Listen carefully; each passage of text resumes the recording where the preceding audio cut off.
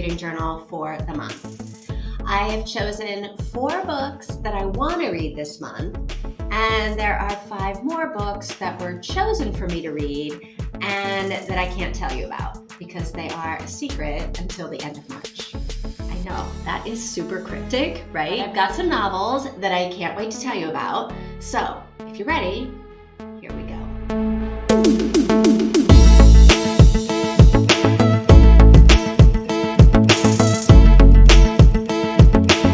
So let's start with my book club books. First, my in-person book club. So we are reading No Two Persons by Erica Bauermeister. Here's what the blurb says. 1 book, 9 readers, 10 changed lives. I love that. So it seems like this is a book about books and how they have the power to connect us and change us and give us new perspectives and new ways of being in the world, right? So I'm super excited to read this one with my book club. So the main character, Alice, writes a book that is apparently a marvel, right? Everyone is reading it, everyone is loving it, including like a teenager who's homeless, a free diver, an artist, a bookseller who's looking for love, a widower who's grieving, and I don't know, nine readers are reading this book. And I love an ensemble cast. And I feel like we're going to have a lot to talk about at book club because, yeah, books do shape us and change us, right? So this could be a really good book. And then for the Treehouse Book Club, which I do with Tina as a Reading Sprints Book Club Sprints situation, we are going all classic this month with Anne of Green Gables by L.M. Montgomery. We're reading the first book in the series, just the first book. So if you're like, what the heck is a book club sprint? It's like a reading sprint, except we all read the same chapters of Anne of Green Gables. Usually it's like a chapter or 2 at a time, so about 30 minutes or so of reading. And then during the breaks, we talk about what we read in those chapters. It is a really fun way to experience the book with other people because you get to talk about things as they're unfolding in the novel. It's like when you're at home and you're reading your book and something happens and you're like, oh my God, I wish there was somebody here to tell. Wow. Book club sprints means that there is someone there to tell, and it's super fun. So Anne of Green Gables is what we're reading in March. We do book club on Mondays on Tina's channel, and then Wednesdays on my channel. And I will put the links in the descriptions of this video. But if you subscribe to my channel and to Tina's and hit that little bell, you should be notified when we go live with the sprints, I think. So if you want to join us, come and join us. Anne of Green Gables in March. Next on my list is The 7.5 Deaths of Evelyn Hardcastle by Stuart Turton. I had this on my TBR all of last year. And then when I transitioned to my 2024 reading journal, I just didn't bring any of those books over because I was like, having a TBR is not helpful to me. It's basically just a bunch of books that I'm never gonna get to, right? Because there are just too many books. But during reading sprints a couple of weeks ago, I think it was Mika who brought this book back to my attention, and I was like, yeah, I want to read that.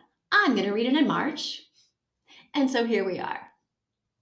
So this is what Harper's Bazaar says about this book. I love this. Pop your favorite Agatha Christie whodunit into a blender with a scoop of Downton Abbey, a dash of Quantum Leap, and a liberal sprinkling of Groundhog Day, and you'll get this unique murder mystery. I mean, I love everything about that. A whodunit in period costume with some time traveling and Groundhog Daying. I mean, this sounds like it's right up my alley. Apparently, our main character is a guest at Blackheath Manor, and another guest, or maybe she's not a guest, I don't know who she is, but every day, Evelyn Hardcastle dies. And she will keep dying every single day until our main character can figure out who her killer is and break that like Groundhog Day cycle. And just for fun, when our character wakes up every day, he wakes up in the body of another guest at the manor. So it's sort of like Clue, where you wake up one day as Professor Plum, right? And the next day you wake up and you're Colonel Mustard. And the next day you wake up and you're Miss Scarlet. And you're trying to figure out what the heck is going on and who keeps murdering Evelyn Hardcastle. I think this book sounds really fun and totally intriguing. So I have super high hopes for the 7.5 Deaths of Evelyn Hardcastle.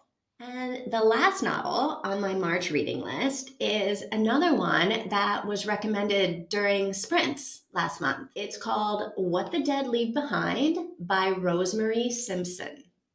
Rosemary? I don't know. So this book is about a woman whose fiance dies in the Great Blizzard of 1888 in New York City. And fairly soon after, her father also dies, leaving her in the mansion with her stepmother. Her fiance's body, frozen body, is found like clutching a playing card, the Ace of Spades. And apparently that card is a clue to something. And so the main character doesn't think that he just froze to death. He was murdered or something. So she bands together with her fiance's friend who understands what the clue means. And together they try to solve the murder or whatever happened. And along the way, they also are trying to like protect her inheritance from her stepmother, who is, I guess, evil, because that's what stepmothers are in stories. So we've got old New York, which I love, right? Historical fiction is one of my favorite genres, and anything set in New York City makes me happy. I also discovered last year that I really enjoy a good mystery. And so, I don't know, during the sprints, when Annie brought up this book, I asked her like what she thought of it so far, that she was reading it. And she said, it's the best book she's read in a long time. So What the Dead Leave Behind is on my March reading list. So those are the 4 books that I can tell you about right now. I've got 5 more nonfiction that I can't tell you about. And I'm not going to lie, I am a bit nervous about the size of my list for March. 9 books seems a little bit optimistic when 5 of them are nonfiction. And nonfiction, it seems to take me longer to read and digest those. So we'll see. But I'm actually really excited to read all of the books. And I got to tell you, the nonfiction, I would not have picked most of these up on my own. So it's going to be a journey into lives and topics that are completely new to me, which could be great and it could be meh, right? But they're all BookTube Prize nominated. So they've got to be well-written stories and stories that are important to be told, right? I have to tell you, the BookTube Prize book that I read last month, oh my God, so good and so full of things that I either didn't know about or I only knew like a small fraction about. And I'm reading this book and I'm going, everybody needs to know this. Everybody needs to know this. So if you're interested in nonfiction and you're not subscribed to my channel, hit the subscribe button and that little bell so that you'll be notified when I post a video with this nonfiction, all the nonfiction BookTube Prize books that I read, because they're like, well, I've read one of them, but it's really good.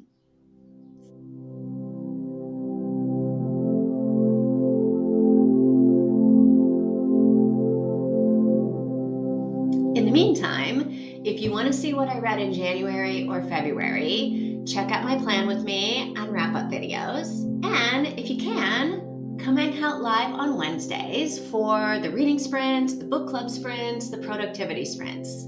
It's a ton of fun and we do get a lot done. Thanks for watching. See you next time.